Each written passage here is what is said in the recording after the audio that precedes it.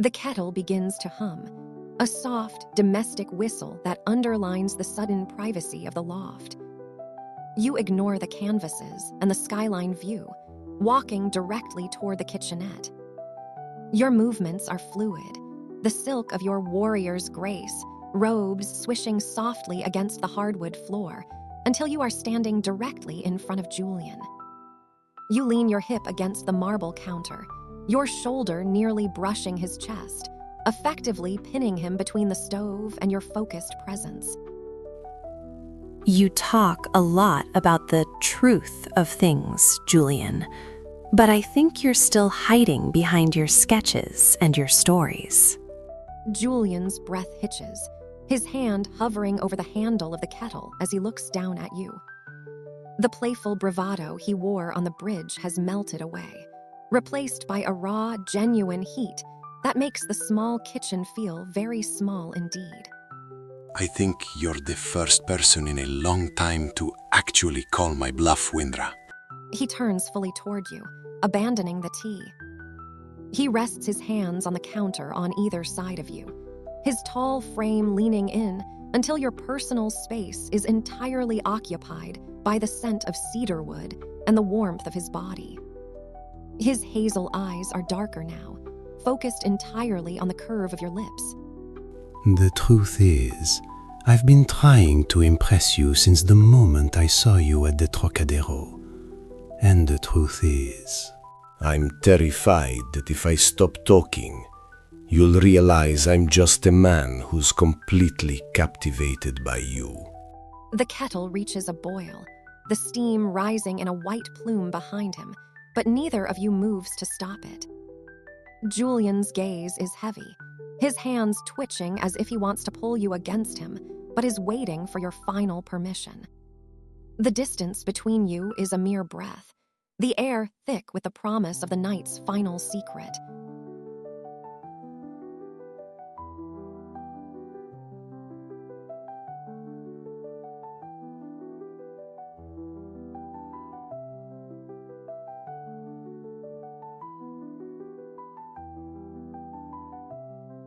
The whistling kettle becomes a distant, shrill memory as you reach up, threading your fingers through the tousled chestnut hair at the nape of Julian's neck.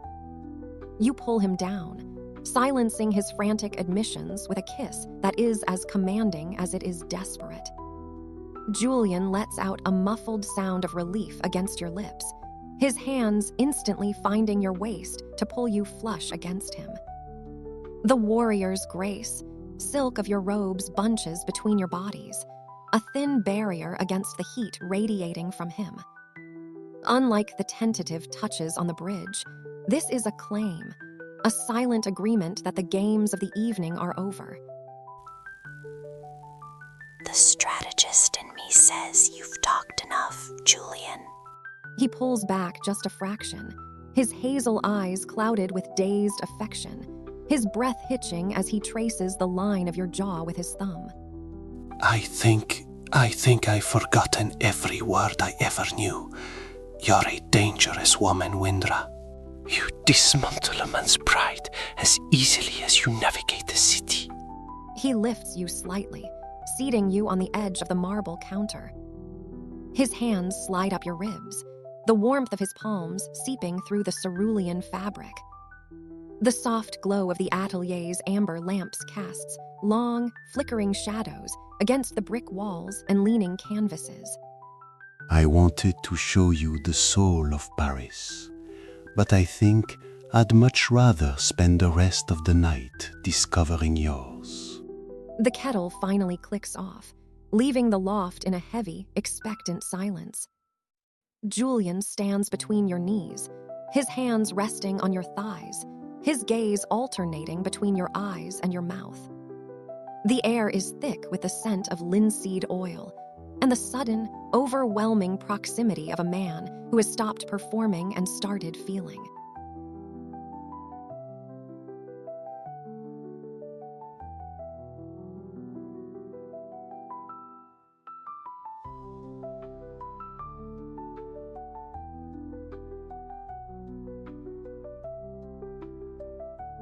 The sharp whistle of the kettle fades into a clicking silence, leaving only the sound of your shared breathing in the amber-lit loft. You don't pull him back into a feverish kiss, nor do you push for the next room. Instead, you lean forward on the marble counter, resting your forehead against Julian's. The heat radiating from his skin is a steady, grounding force. Your long, dark hair spills over your shoulders, brushing against his hands as they remain anchored on your thighs. For a warrior whose life is defined by movement and reaction, this static moment, this absolute surrender to the present, is the most profound secret he has shown you yet. Just stay like this for a second. No more maps, no more curating the moment. Julian closes his eyes, his eyelashes brushing against your skin as he exhales a long, shaky breath. His grip on your waist softens, his fingers tracing the patterns of the cerulean silk. I think I've been holding my breath since the Trocadero. You have a way of making everything else feel like background noise, Wyndra. He shifts his head slightly, nuzzling his nose against yours, his voice dropping to a low, intimate vibration that thrums through your chest. I spend my life trying to capture the essence of things on a canvas. But this feeling, no brush could ever get it right. The shadows of the atelier stretch long across the floor, dancing over leaning canvases and jars of brushes. Julian pulls back just enough to look at you, his thumb tracing the line of your jaw with a reverence that makes your pulse jump. The air is thick with the scent of oil paint and the promise of a night that is no longer about the city, but about the two of you.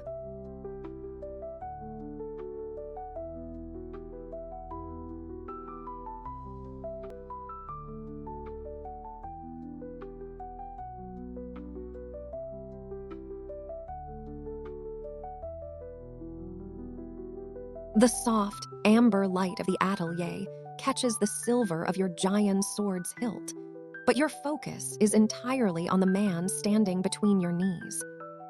You reach out, your fingers tangling in the chestnut waves of Julian's hair, and pull him that final, agonizing inch forward. The kiss is different from the frantic heat of the courtyard. It is slow, a lingering exploration of sweetness that feels like the first true brushstroke on a blank canvas. There is no urgency here, only a deep, resonant connection that vibrates through the marble counter beneath you. Julian sighs against your lips, his hands moving from your thighs to cradle your face with a tenderness that makes your breath hitch. The truth is, I didn't expect a mapmaker to be so good at finding his way into my head. Julian pulls back just enough to press his forehead against yours, his eyes closed as he lets out a shaky, contented laugh. I think I'm just following the stars, Wyndra. And right now, they've led me exactly where I'm supposed to be. He traces the line of your jaw with his thumb, his gaze dropping to the cerulean silk of your robes before returning to your dark eyes. The artistic clutter of the loft, the half-finished portraits, the jars of linseed oil, the stacks of old sketches, seems to fade into a blur, leaving only the warmth of his presence. I've spent my life looking for the perfect light. I think I finally found it. The kettle has long since gone cold, but the air in the atelier remains thick with a heavy, magnetic heat. Julian's hands slide down to your waist, his grip firm and possessive, yet his eyes remain filled with a soft, questioning light. He is giving you the space to decide how the rest of this Parisian night will unfold.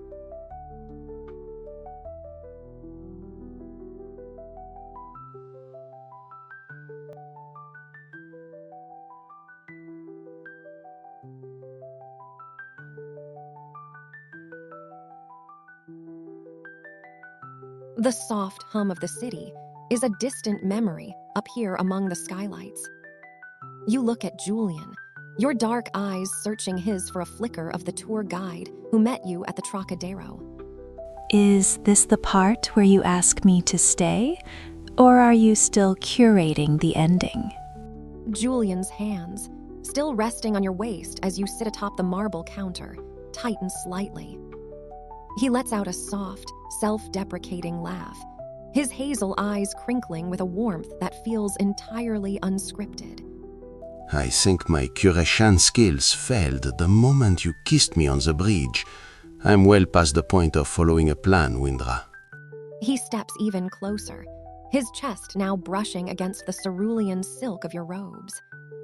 The scent of linseed oil and expensive tea is replaced by the intoxicating, close-range heat of him. I don't want to curate an ending. I want to see where this goes when there is no audience and no landmarks. I want you to stay. Not for the view, but because the room feels empty when I'm not looking at you. He reaches out, his fingers tracing the white leather of your belt before coming to rest on your hand. His touch is a silent plea, a bridge between the charming stranger he was and the man he is becoming in the privacy of his sanctuary. The amber light of the atelier flickers as a cloud passes over the moon, but the intensity in Julian's gaze never wavers. He stands between your knees, his body an invitation and a question all at once. The warrior's grace, robes feel heavy, a reminder of the world outside, while Julian's presence offers a different kind of strength.